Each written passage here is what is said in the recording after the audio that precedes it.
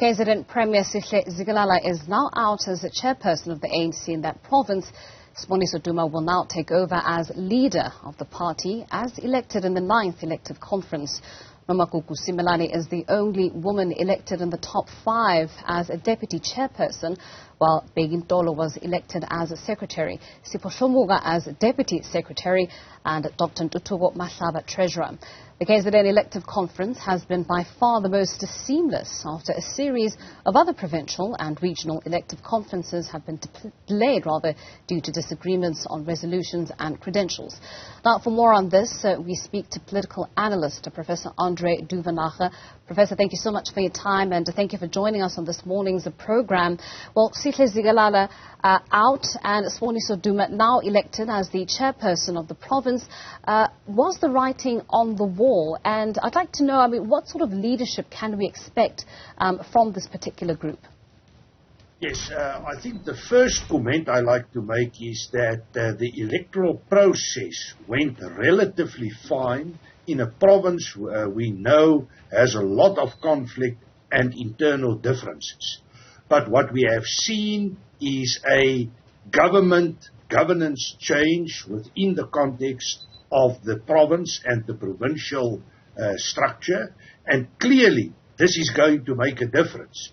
I believe that the current president of the ANC, Cyril Ramaphosa, had high hopes that Bheki Mtolo, the current incumbent leader, as well as Ntuli, the secretary, would have kept their positions, but it went the other way.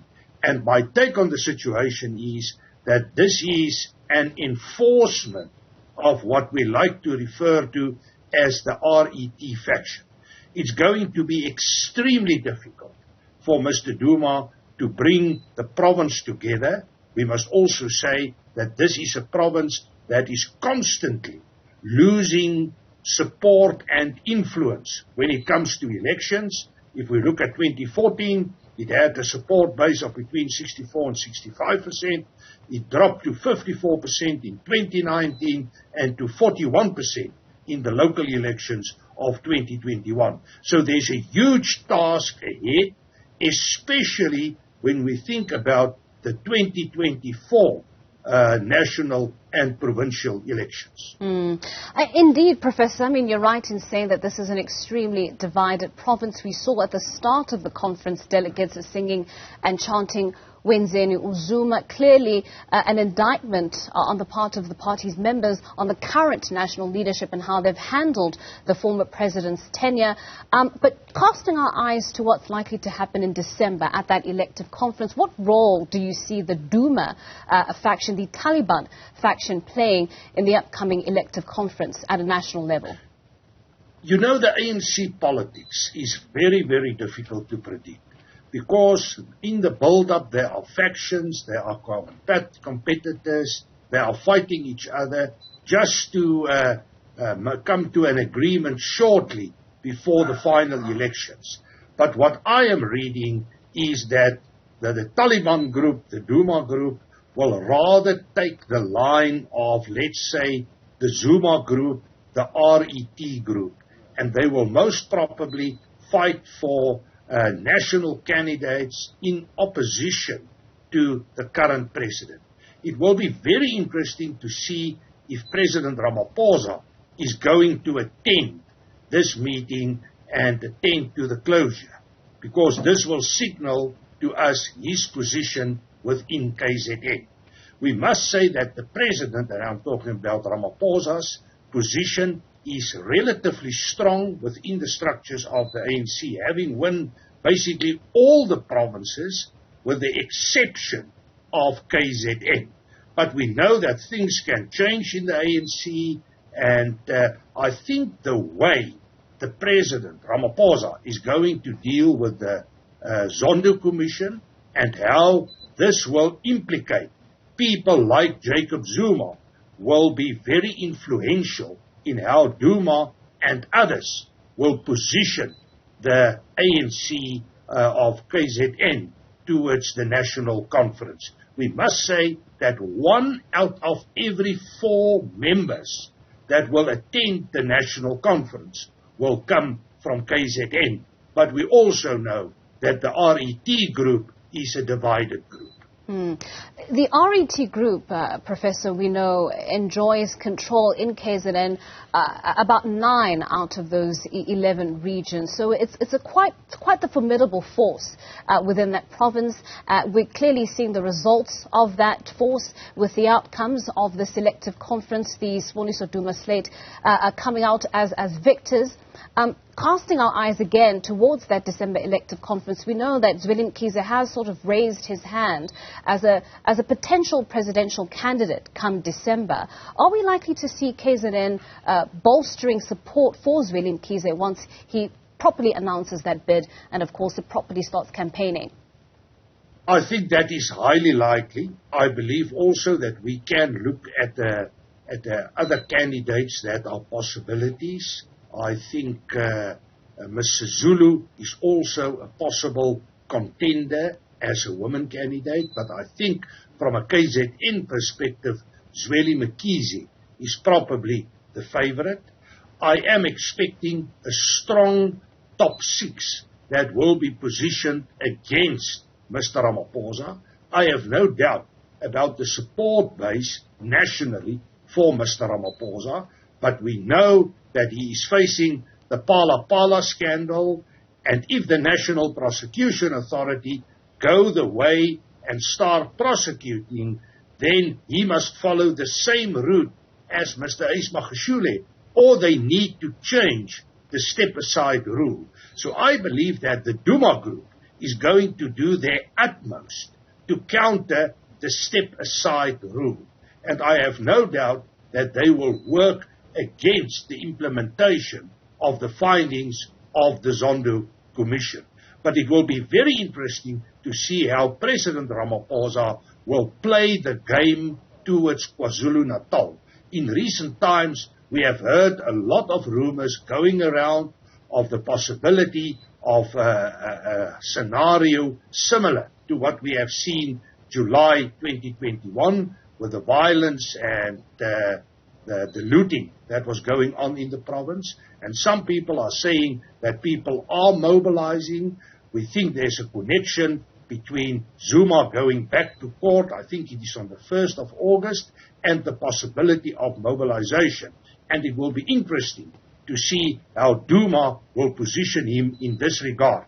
The evidence is there that senior ANC members took part in the violence in 2021, and that's one of the reasons why there was no action taken against them. So the position of Duma, the KZN ANC, will be very critical for the bigger ANC process and maybe even decisive, depending on what will happen to Cyril Ramaphosa as president.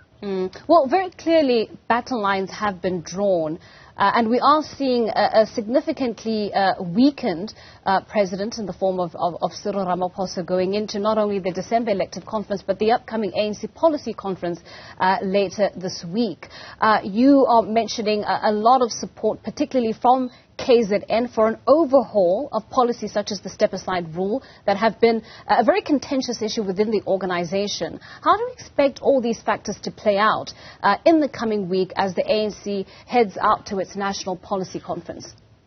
Yes, I think we must look at the parallel that happened before the Polokwane conference, where Jacob Zuma was fired as deputy president, and he mobilized within the structures against the ANC and against Thabo Mbeki at that point in time. And they used the policy conference to basically get a sort of a motion of no confidence. Now, I know the policy conference is more advisory. It's not an elective conference, but it is a forum where people can mobilize support. And basically, at that conference already, it was clear that Mbeki could run in trouble.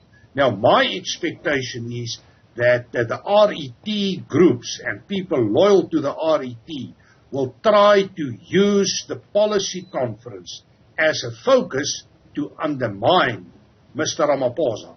And they will take him on policies, decisions taken in 2017, and the execution or lack of execution of these policies. I think it may be a very difficult policy conference for Mr. Ramaphosa, but we have seen that he had survived some of these ordeals. He is playing the political game from behind the scene, leading from behind. That is his strategy.